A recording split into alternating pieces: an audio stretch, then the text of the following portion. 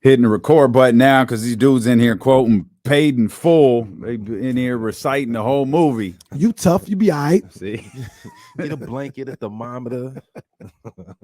we tough, welcome right? you into the latest edition of. I'm sure a paid in full episode is on the way. Can't Oh man, wait. got to. We welcome you into the latest edition of Corners of the Culture. I'm D-Lo. He's KC. Yeah. Along with the dope ones. Peace. Don is dope. We're so happy that you're here with us. We apologize for the kind of different episode. The Ty Dolla $ign conversation was meant to be in addition to the episode that we recorded. And we did record an episode last week, what I thought was a very good one.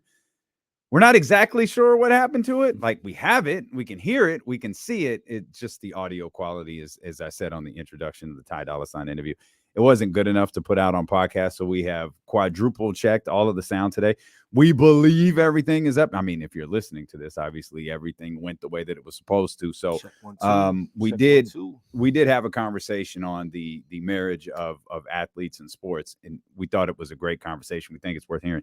It's difficult to try to recreate that 7 days later. Right. So it's something that we can always dip back into later, kind of maybe with a fresh perspective where we're not trying to recite everything we did last week. Right.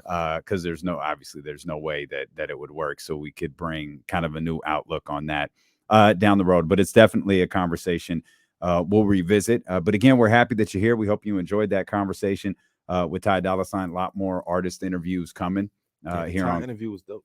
Yeah, Ty was a lot of fun to hang out with, man. He was Casey, I thought you said this perfectly on D-Lo and Casey. He is a tremendous musician.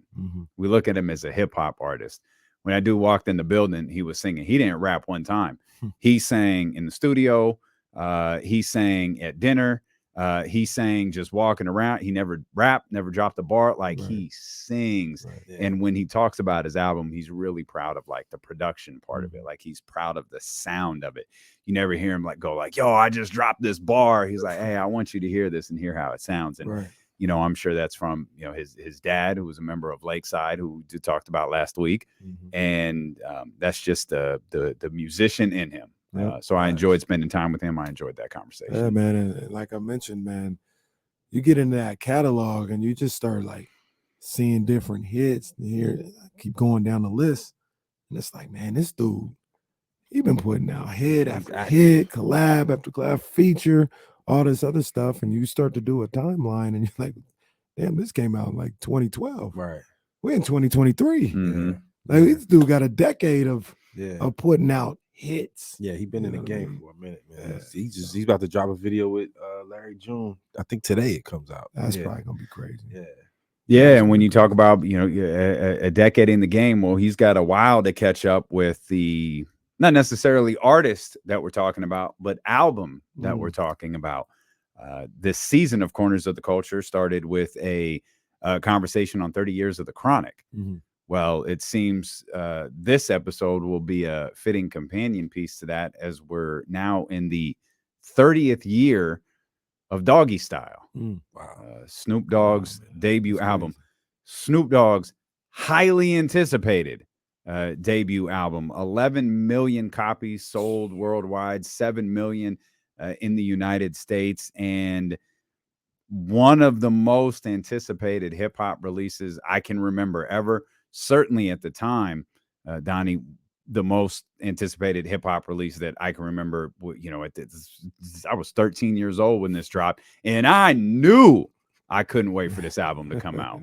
I was 9, and I knew Snoop was about to take over the world just because of his impact on the Chronic. Like, you couldn't deny the Chronic was Snoop's introduction to the world. Right. So when Doggystyle dropped, come on, man, it was a wrap. Starting with the album cover, which is iconic in and of itself, which was done by, I think it was Snoop's cousin. I think Joe Cool was his name.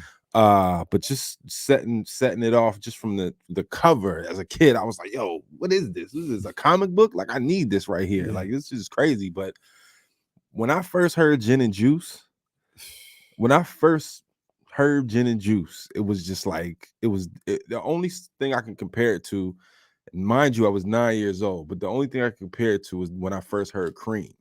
it was like it just sucked me in. Like it was just everywhere. You know what I mean? And till this day, it remains just one of my favorite songs of all time. It's timeless, yo. So it's that's timeless. That's interesting. It was Gin and Juice for you. It was which Gin and Juice which one for me, was for it for sure. you? It was What's My Name. Yeah, me too. What's My Me Name? too. And then there was like we talked about this with I think it was Missy. We kind of talked about this with.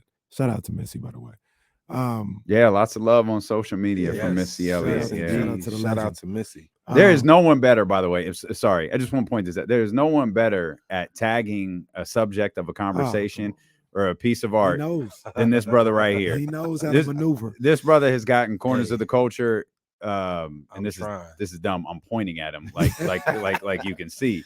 Don is Dope has gotten corners of the culture acknowledged by Alan Hughes and Missy Elliott. Yeah.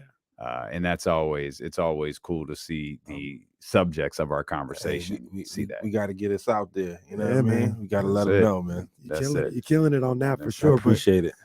When because I was saying it matched up with the anticipation of Doggystyle and Snoop. So like we had heard him on the Chronic, he'd been featured on some stuff, whatever, and it was just like, all right, now this guy, this Snoop Dogg guy, this Snoop Doggy Dogg, Snoopy, is it Snoop?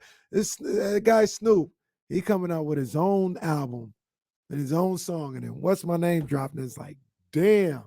He did it. Yeah. Now this dude, okay. Now he did it. Now don't get me wrong. He here.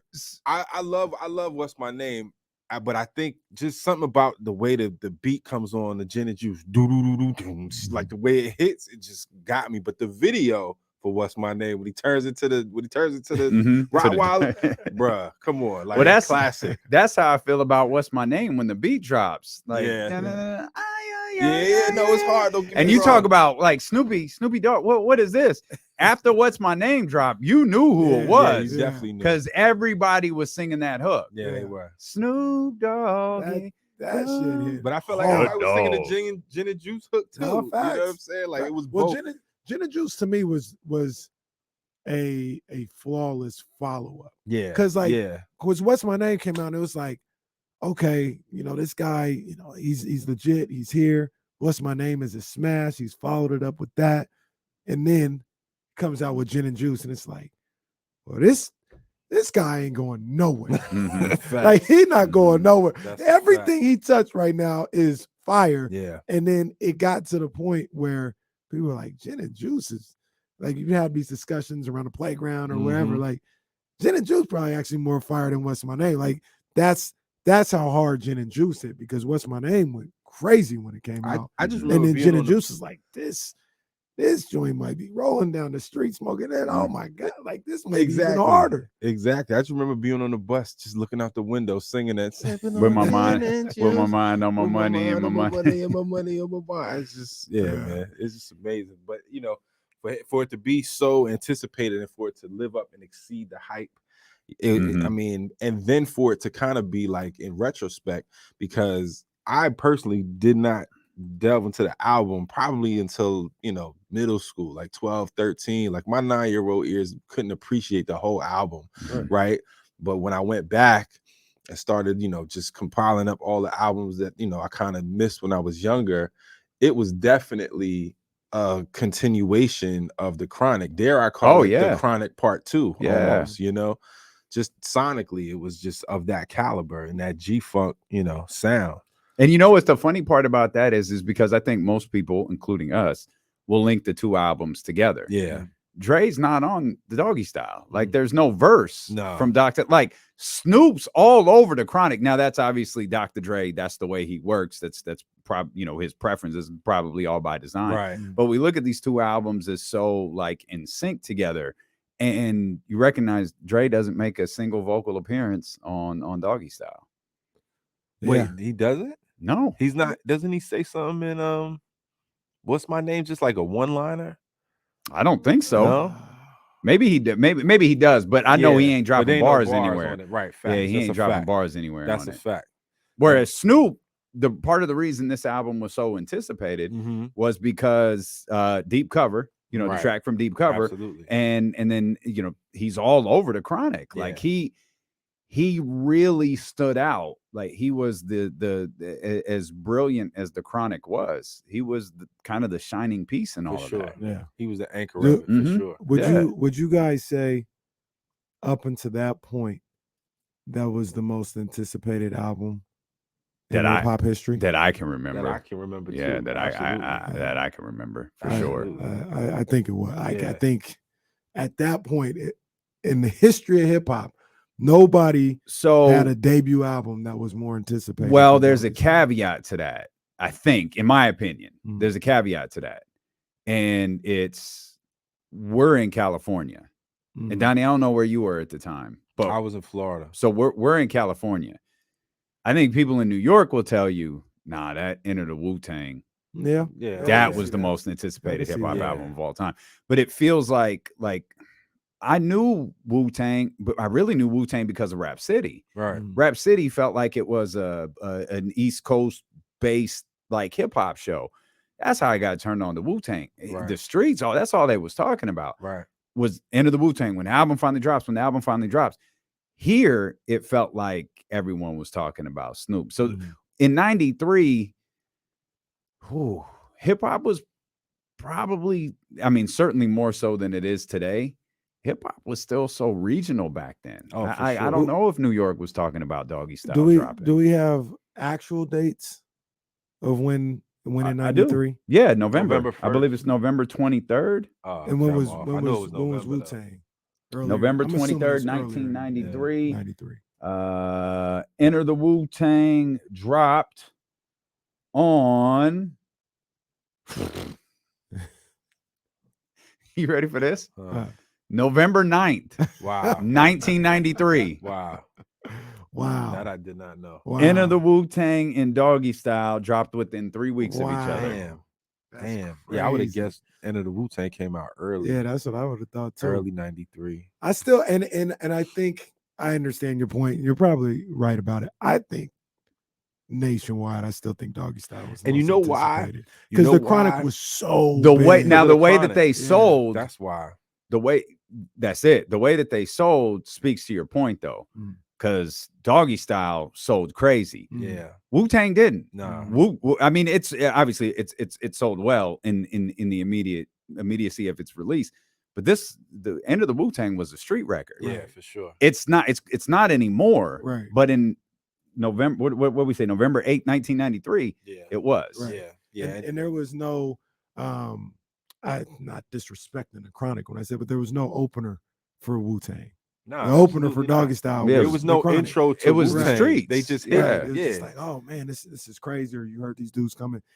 The Chronic, once the Chronic dropped, and it was what it was, and then people started to hear, oh, Snoop about to do his own project. At that, I don't know how long it probably felt like a year plus, but I don't know if it was actually that long. But once that got out, like Yeah. Snoop about to come out with his own joint, from that moment, it was, I can't wait. I can't Yeah. wait. I No, think that's it's a fact. year. I thinking back to the Dr. Dre episode, I think it's a year. By the way, Enter the Wu-Tang has sold 3 million to date. Let me check one thing because I feel like the Chronic was November the prior year, wasn't it? Which Sounds would right. make it like Yeah, a 'cause that's year. when we did It that. was December. Yeah. It was December 15th, 1992. Wow. So 11 months between the Chronic and Doggystyle. Doggystyle. Yeah. Mm. That's a lot of Yeah, anticipation. it is. It definitely is. But again, it lived up to the hype. I mean, just the way that sound sort of defined the West Coast for years to come. It's like, if the Chronic was like the smack in the face, like this is what West Coast is, then Doggystyle was the proverbial like kick in the nuts, like Mhm. you know what I'm saying? Salty nuts. And then you guys These nuts. you guys refresh my memory here. When was the murder trial? So, that's so interesting, bro. The murder trial was in 90. It The album had happened in already came out. 94. He had already done the song. That wasn't a thing. Like I remember thinking he made that song because of the of that. trial, It but was- that it was already like, done. life imitating art almost, because he dropped that. Yeah, 93. I don't even think it was a single yet. And then the trial happened and then it became a single. Yeah. You know what I'm saying? And then I think from 95 to 96, he was fighting that case, and it was huge. It was huge. And it was like, in a way, you know, not the best way, but it kept Snoop's name sort of in the media, because it you know, it was Doggy Style, then the trial, and then right after the trial, he did the Dog Father. But for him to make that song prior to that whole thing happening is like really prophetic almost. So the incident happened while he was recording Doggy Style in 1993. So as we've been introduced to Snoop Dogg, Right? He's about to explode on a massive, massive level with the release of Doggy Style. The trial and verdict, and we could think back to the Dear Mama episode where Pac is outside the courtroom. Today is all about our brother Snoop. That was 96. February of 96. Yeah. So for now, the crazy part is, and this is a Doggy Style episode, which I guess you could call this, you know, Corners of the Culture, Snoop Doggy Dogg Part 1, because there could be 5 more episodes on Snoop. But thinking back to, and it's something that's always fascinated me about Snoop because of where he is now. Snoop was introduced, again, remember, this incident happened while he was recording Doggy Style. So he's out there because of the Chronic. He's out there because of Deep Cover. This massive album is about to drop. And when it does, he's in this murder thing, this murder trial. And for the first... Real quick, Dave, for people who listen who don't know, like, he didn't murder somebody. No, his bodyguard but he was somebody. an accomplice because he drove the car. And for the first 3 really, really public years, or for 3 of the 4 really first public years of Snoop Dogg, he's got a trial for murder hanging over his head. And that's how we're introduced to him. Now he's one of the biggest spokespeople in the world now. You know, Corona on the big everything. Like he's wrestling. Sketchers. Like he's wrestling at WrestleMania. He's so good, something's going wrong at WrestleMania, and he's picking up the script right where it left off. And it's crazy to think, like, yo, this dude was what, 19? When we were introduced to him on trial for murder. And now he's the most lovable spokesperson like on the planet. Like he gives speeches on seeing things through. He's Coach Snoop. In the football league. And it's crazy, like when you think of, to your point, Damien, when you think of a visual, you know, at least as a young kid, and then probably like what mainstream America was thinking, a visual of what a gangster was. Snoop looked like a gangster, right? Like an LA gangster. His hair, he had a look. His look was kind of, his look was menacing, you know, to a certain degree. Like he wasn't like this big buff dude, but he looked like, oh, that's what a gangster looked like. No, that's a fact. And I think, well, when you talk about What's My Name, it was so West Coast. So we go back to being regional. It was like so West Coast. And I was just so in the East Coast at the time, you know, and even like years later, like, because shit, them songs was on heavy rotation on the radio for years to come.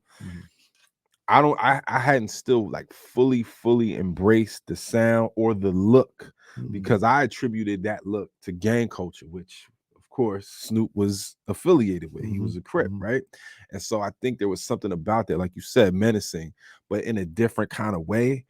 But at the same time, the album as a whole, just like the Chronic, is more of a party. It's more upbeat. So when I really got into Doggy Style, like you get into sort of it's fun. Like it's a fun sort of lifestyle. It's not so like I don't know, like a MC8, for example, where it's just more where it's more gutter, you know what I mean? Where it's just more just rough, rugged MC8 in the motherfucking house. You know what I'm saying? So and then it was really melodic too. So it's just like so many things that were almost breaking the mold, if not creating a mold for what West Coast rap was, as opposed to like what East Coast real grimy stuff Mm-hmm. was. You know what I'm saying? And I almost like wish I got into it earlier. Mm-hmm. Like I sort of wrote it off for that very reason. Like, yeah, Snoop look like he'll pop somebody, you know what I mean, if he's just, looked at wrong. Right. But Snoop, I mean, yeah, like I knew Snoop was an icon when I saw him on The Price is Right. He just like walked on stage and was like next to Drew Carey, like, yeah, bid 300 on this, like Yeah. Snoop's an icon straight up. But to Yeah. see him come from that shy, Right. kid to this icon now is just a testament to what a star, he has always been. What was that?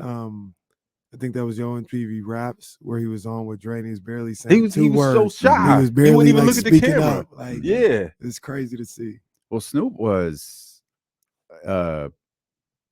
legitimate gangster. Yeah, no, right? for He sure. was a Crip, Long right? Beach And gangster, yeah. and it's fascinating. He did the Pivot podcast, which is a really, really good podcast with Ryan Clark and Fred Taylor and some of them dudes over there. And the whole gist of the podcast is like, it's called The Pivot. Like, how do you, there's always a question of how did you pivot? And it's they had The Rock on. It's like, how did you pivot from knowing your football career was over to wrestling?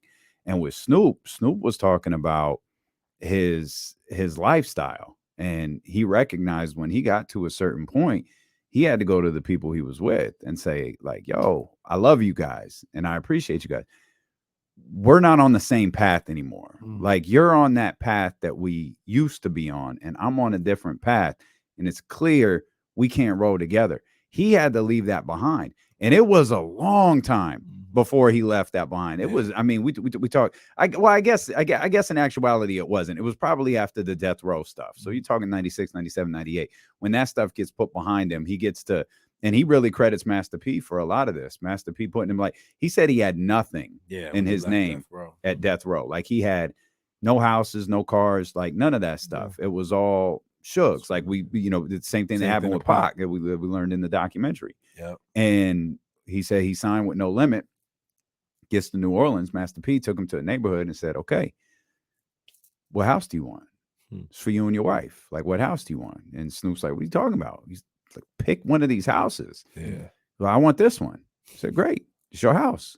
And he bought it. It was his house in his name. And I think that was that sparked, and I think Snoop will tell you this, that sparked the growth in what we saw when Doggystyle dropped in 1993 to what we see now. It was Master P that really helped initiate that and say, what you were doing isn't the way you do this. Like, you're a businessman and you have the ability to make money for a long, long time, not just through music, but through, like, this house that you just bought. This house is an investment. It's not a depreciating asset. It's an investment for you and your family to have for the rest of your lives, or until you can cash out at it. But you have this, and Master P really helped instill that in him. And I think he bridged the Doggystyle Snoop that we met to the Snoop Dogg that we know today. And that, it's all credit to Master P. That seems like, to a certain degree, like the normal evolution of a young man, right? Like, we introduced to Snoop at like 19 years old. Like, 19-year-olds from the best neighborhoods in the world ain't thinking about, let me make sure stuff is in my name and and I'm getting this money. Like, they're all thinking about partying and bullshit. Right. You know what I mean? And to have somebody, have a big homie like Master P come in there and help him out in that situation in that way is priceless. But I even think back to, like, to get back to Doggystyle. Oh, he's 19, 20 years old. Yeah. And he made that album. We talk all the time, and rightfully so. We talk all the time about Nas and Illmatic and what he was able to put together at that age. And I know this is just a different way of, going about hip hop and getting your message out there in a day in the life of your life, like we talked about with the Chronic. But dude was 19, 20 years old. Yeah. And then and he did what he did with Doggystyle. And then if we, like, really want to, give him the credit he deserves for it, he did that with the Chronic. For sure. At 19, 20 years old. Like, that is amazing. Yeah. That is amazing what he was able to put together with not only the Chronic, but then followed up with Doggystyle with his name on it. Right. No, I mean, I just thinking about all of that, and I even read something, um, a news, I don't know if it was a news article or a magazine article, but it's basically Snoop saying to the effect, like, I know the power I have. I didn't know, but the Chronic sort of empowered him and gave him this confidence, like, oh, like I'm legit. Like, he talked about how he felt like he wasn't a good rapper. He felt like he didn't have confidence like he does now. And in the onset, when the Chronic was being recorded, he was a little, I don't know if apprehensive is the word, but I don't think he had that full confidence in himself. And he was like, DOC helped instill a lot of confidence in him lyrically. Like, he was like, get in and get out, and, be concise, say what you want to say. And then, juxtapose it with, something melodic, because we know you like music. He was always trying to infuse like that melodic part of his creative style, but just the confidence that we see from just the Chronic to Doggystyle, because he had said something like, okay, I know y'all think that I'm glorifying street life and gang violence, but I'm really just bringing it to you and reporting on what's going on in my neighborhood. But I know that if I say in my records don't kill, people won't kill, because he knew he had the ear of the streets. He had the ear of the youth, right? But then to have such a massive impact on music, but that whole death row situation go to shit the way it did and be left with nothing, it could have turned out bad for Snoop in a way. You know what I mean? If Master P didn't step in and instill that sense of entrepreneurial, independence. Yeah, as you say that, it sparks to mind another memory. You know where else Master P stepped in? Snoop recorded a record called "Fuck Death Row." Oh yeah, and he said, "Don't do it." Yeah, Snoop recorded a record called "Fuck Death Row." Yeah, I remember hearing about that. And it was Master P told him, like, this record's gonna get you killed. Yeah, for real. Because you see what was coming off Pac and Big, like, don't go down that road. Yeah. And I mean, he was pissed. Like, he did all of that, sold all them records, and had nothing to show for it. So yeah, Master P was a godsend for Snoop, because had he not stepped in, who knows? And I was thinking about this too. And he even said it was like when he went to No Limit, it was like school for him. It was legitimately like school. It was kind of regimented. You talk about home ownership, you talk about, being a businessman and an artist. That was like almost boot camp for it. But I was thinking, and not to get too far ahead of Doggystyle, but after Doggystyle, I can't think of a hit Snoop had. He didn't. Until the Dogfather didn't really. They didn't do anything because Dre wasn't attached to Dogfather. Yeah, Dre didn't do anything on Dogfather. Right. And then the No Limit stuff, because I remember seeing the Pay the Cost to Be the Boss with the pen and pixel cover. I'm like, oh, Snoop. Like, I had no idea how good it was for him to be on No Limit. I'm just looking at it from the music. It ain't gonna be the same. Like, are you, when you say don't know what hit he had, including No Limit or before? Oh, I thought you meant until No Limit. Until No Limit. But I mean, even when I know he had some joints. Yeah, the Dogfather didn't. The Dogfather didn't do anything. That was a tough follow-up. Like I said, Snoop's Upside Your Head and Vapors was the only things that were close. Yeah, I think Vapors had a video, right? Yeah. Snoop's Upside Your Head. But just Charlie Wilson was on that joint. Yeah. He was in a jail or something like that. I can't remember. Yeah. But I just, I personally, I'm happy Snoop has become the icon that he is, and it is almost like a coming of age tale. His progression to where he is now, because that was a hard, it was a hard fall, real like that quick drop from the momentum he had. Because Doggystyle, I mean, just going through it, it's almost a no skip album, with the exception of the first song. I mean, and no disrespect to Lady of Rage, but I don't hate the song, but that's the only song that I would just kind of just casually skip. You know what I mean? Yeah. But Doggystyle as a whole, it's just almost flawless to me. In Doggystyle, I'm gonna ask another question here. Does that album have? I don't know if this is technically a B-side, but does it have the most famous or well-known B-side song? on there. Ain't No Fun. Ain't No Fun. Everybody knows every word of Ain't No Fun, bro. and it wasn't a single. It was And not it gets a single. played in every cut to Everywhere. this day. Yeah. It is And everybody know every word of it. Is there a bigger? It's a terribly inappropriate Very record, It's by the so way. problematic. It's It's terribly so problematic, inappropriate. but it's so brilliant at the same. I mean, and it's really just is Nate. I mean, for him to come up with that song to be so infectious, like I knew every word at like 11, and that's the struggle with it. Like everybody knows every word. Like Yeah. they did a Blackish episode on this song. Yeah. Like Yeah, this song is just terribly, terribly inappropriate. Yeah, it is. I know specifically housewives today that if I brought them in the studio right now, you'd be like, no way. Knows every word, Mhm. sings Crazy. it, loves Mhm. it, loves the song. It's crazy.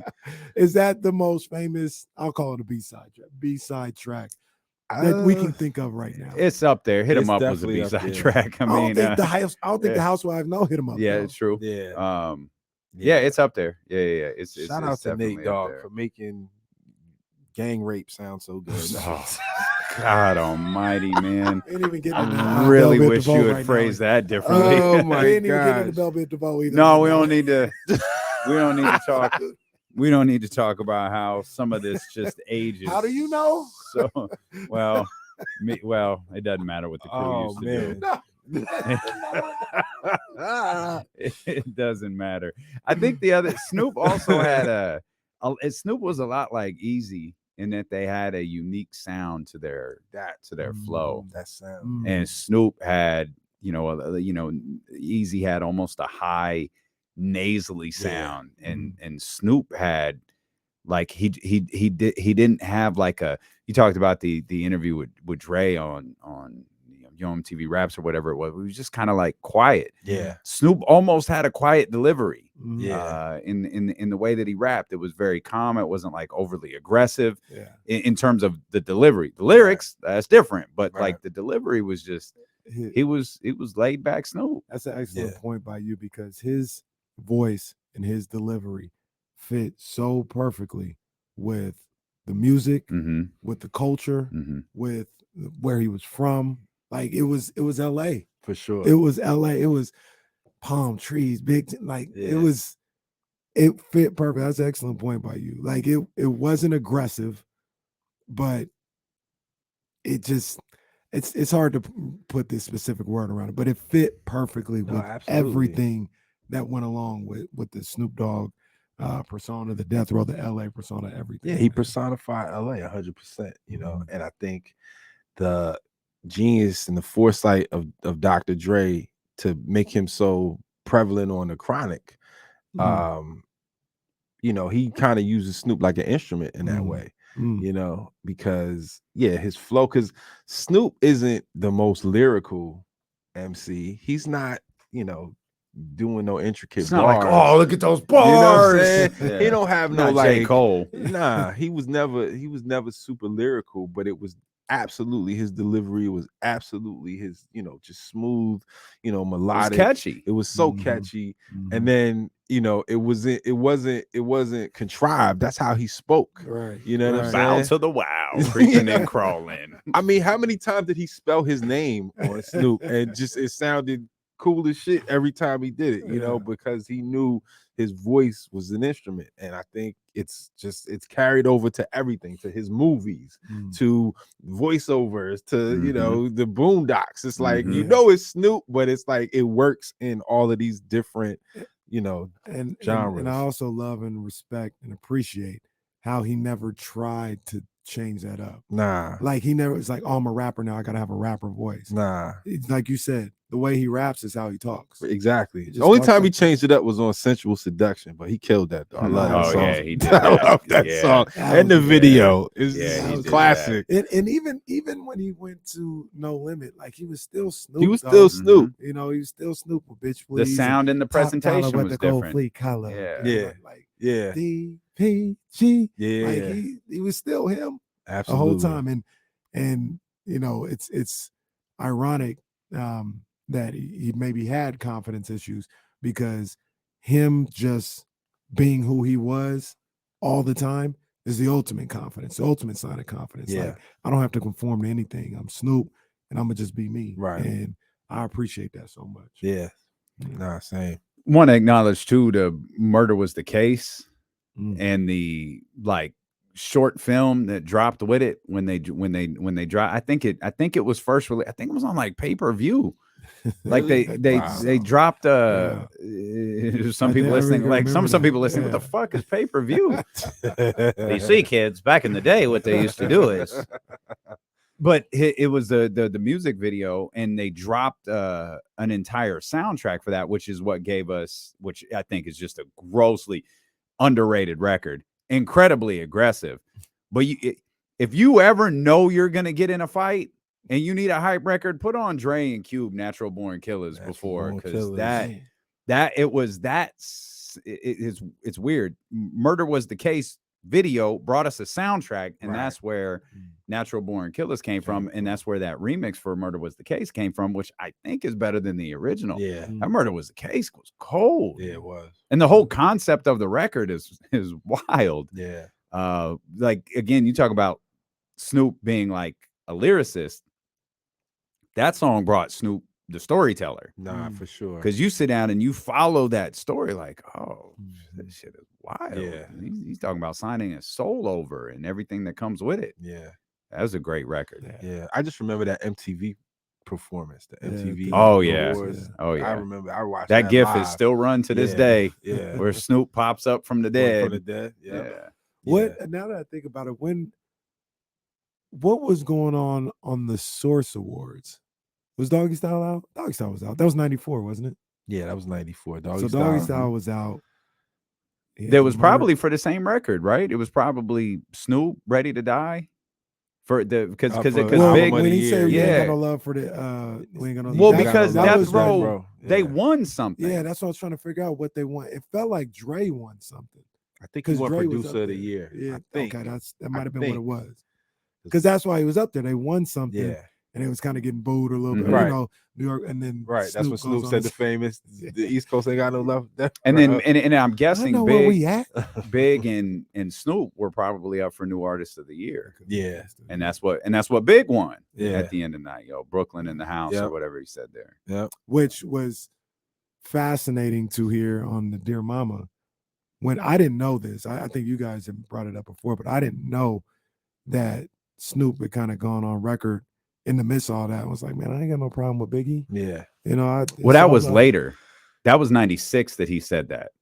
Right. No, but I never knew he said that while Pac was here in the midst of all that. Oh. I never knew because he said he was on Hot 97 or something like that. Yeah, days after the after the MTV Awards show in 96. And like that was Snoop, that was Snoop's big moment in the Dear Mama doc, where he was like, the last time we weren't talking. Like he was pissed.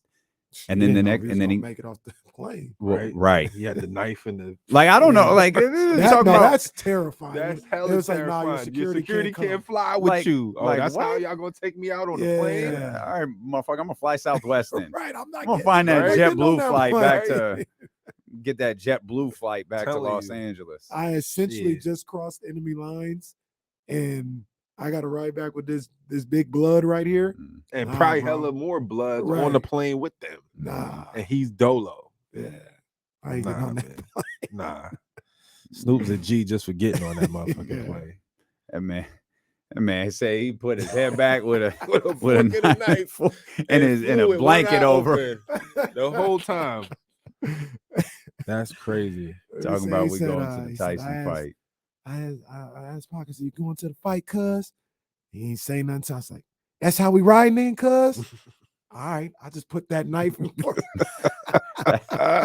We're laughing. That shit ain't funny. That shit is wild. I'm not getting on the plane. That's wild. The second he told me, your security can't come. Well, I ain't going either. Nah, cool. I'll drive back to LA. Once again, I had just crossed enemy lines with a gang member. But did he know? Like, did someone say, "Oh, Pac's mad at you because you went on and"? No, I don't think he knew till after. Right. That's crazy too. I don't think he didn't know after. Like, I don't not after. Like, I don't think he knew till after he got on the plane. Yeah. Right. Like, yo, what's Pac's problem? Right. And then I think he was informed that me and Pac might have had a misunderstanding right then and there, though. Like, it might have been a scuffle on the tarmac or something. Like, What's going on, man? We best friends. We BFFs 2 Right. days ago. And now you doing Right. all it. Like, that's crazy. He said I'll leave. Anything we're missing? The favorite song, I was at that. Favorite song on the album. Yeah, I was thinking about that. Mm, Well, wait, do y'all man. know the G's Up, Hoes Down story? How You it know was- what? You know what I bugged know me it. out about that? So I had the tape. Exactly. It's on the cassette. I had but that it's like, not and I on the kept CD. thinking, like, I know I had to pull up the record It's an last Isaac night. Hayes sample that they couldn't get cleared. Yeah, I had to Mm. pull up the record to say, like, am I imagining this? Because he says G's up, hoes down all of the time. All Maybe through, I'm yeah. confusing it. Yeah. I had one of the tapes that had G's up, hoes down on it. I don't think I ever recognized that it wasn't released anymore. Yeah. Because it's like in between Pump Pump and Mhm. This Is for the Hustlers, This Is for the G's. It was like either before or in the middle, and it's not on the CD because they And so- couldn't get it cleared. I think that version's out now Yeah. on like The special on some like edition. Death Row Mhm. record or something like that. Yeah. But if you go to Doggystyle on Apple Music, it's still not It's not there. there. Mm. And it's a good song too. It sounds a lot different from the rest of the album, in my opinion. Yeah. Because it's a reinterpolation of Isaac Hayes sample. And it's weird though. It's like if y'all couldn't get the sample cleared, why is it on the tape and So- not the CD? So I think what happened was what they do is it might be on some CDs, Mm. right? Like it might be on the first press of CDs, which are quicker to get out than tapes. Right. And sometimes those processes are just slow. Yeah. They're not definitive no's. They're just they're slow processes. Yeah. And knowing how much Dr. Dre probably dealt with Isaac Hayes' Sample, music group, yeah. it was like, oh, this is gonna get signed off. Let's get the first crop. But by the time it gets out, we'll have it cleared. Yeah. It never got cleared. Like there's different versions of the song Ready to Die, and there's different versions of Me and My Bitch. Yeah. That Machine depending Gun Funk too. yeah, Machine Gun Mhm. Funk, the same Yeah. thing.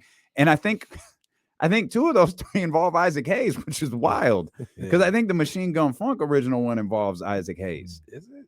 Maybe. I think One of them, I think, but is it's the Minnie best part of the Riperton. song. Yeah, like, they so take out. It's there's just- hate that shit.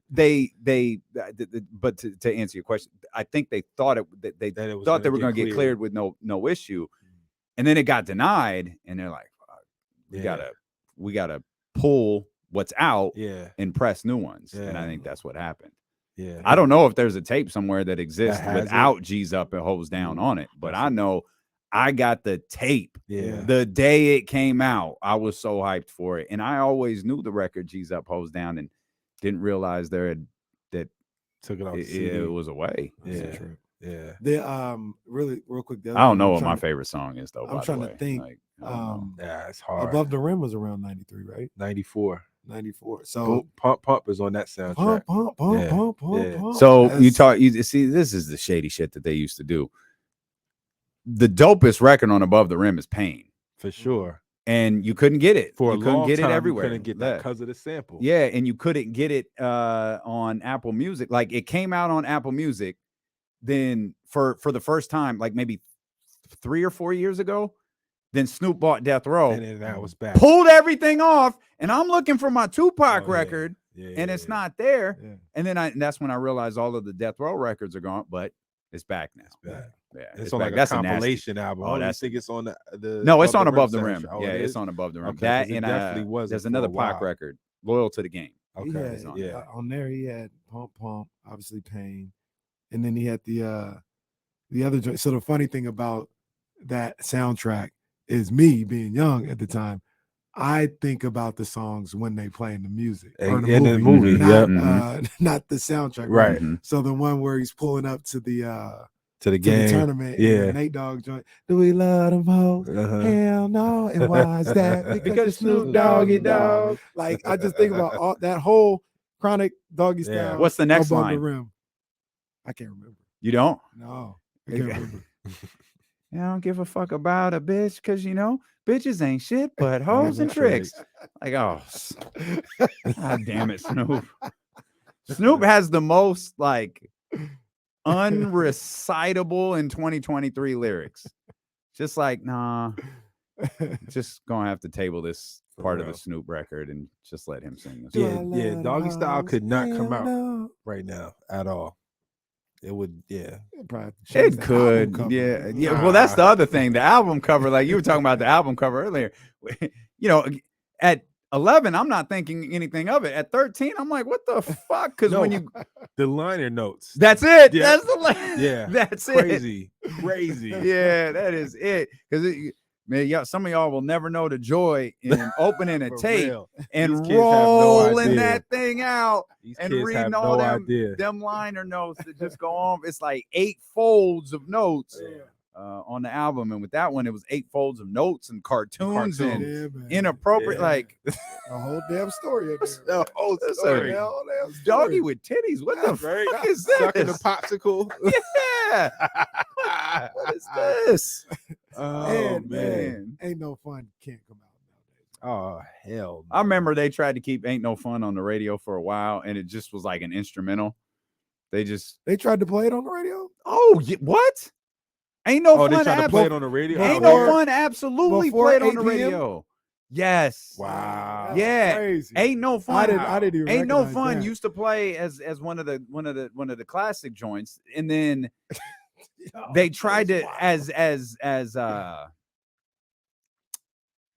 standards changed, Mhm. they'd edit a little bit more, Mm. and then a little bit more, and then a little bit more, and Till then, there's and no now it's song like left. That's all you would hear. it's like Get Low now. Like they took skeet. It's like somebody somewhere figured out what skeet Yeah. meant. We're like, oh shit, we've got 2 years later, they took it. 2 years. It was like a decade later that they figured out what that meant. And now Get Low is it's another one of them instrumental records. Like, man, I'll never forget that Dave Chappelle said when he was like, "Yeah, white people don't know what skeet means yet." some of them ain't saying. Some of them, shoot, whoever does the NBA on ABC Music ain't figured out what Shake That Monkey is. Oh, The Kings and Warriors were playing, and Shake That Monkey was dropping. I was like, hey, what are y'all doing? When do you think they'll find out what Soulja Boy was talking about? Oh shit. Wait, about what And- Soulja and, Boy? Crank That. Oh, to Yeah, crank that. yeah. Oh, Superman wow. that Yeah, hoe. Superman that. Oh, Oh, I don't know if they're gonna figure that one. they just- Somebody need to oh stop. yeah, let's keep playing this song. Yeah, That Superman. shit. That what? y'all hated that damn song. Oh, it was awful. Just awful. Like That's that. gonna come on today, dog. I ain't gonna lie to you. I ain't gonna lie. Sometimes you should lie. can't do it. Sometimes you should lie to us. That's shit. that's I'm all. gonna make you a playlist with I don't that know if I'm and playing it in the car. Hurricane but if it Chris comes on- and Nah, Hurricane Chris. Hey, baby. I oh, don't even like. What's the other one? Tipsy. I don't like Tipsy. I I didn't mind Tipsy. Tipsy was a I smash. at the time, yeah, Yeah, but I'm Tipsy saying was now. Now, Oh, yeah, that's a quick. That's a One. quick. Here comes the 2 to the 3. What about Mims? This is why I'm hot. Oh, This is why I'm hot, I'm hot because you not. That's a whole other man. thing. That's Yeah. early 2000s. Oh. It was a, Oh, no, Rough.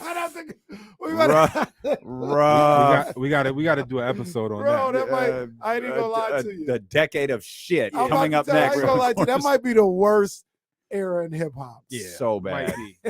So There's a strong bad. case for it for sure. Make sure following the dope. Make sure you're following the dope ones across social media platforms. I am K Diddy at Damian Barling. Subscribe, rate, and review the show here. Whether you're on YouTube, you can hit the thumbs up. You can leave comments here in the comment section as well. For those that are watching, you can also shoot us any thoughts and notes, of course, on Twitter and Instagram as well. Wherever you are, we appreciate you for being with us. We'll be back here next Thursday with another episode of Corners of the Culture. Peace.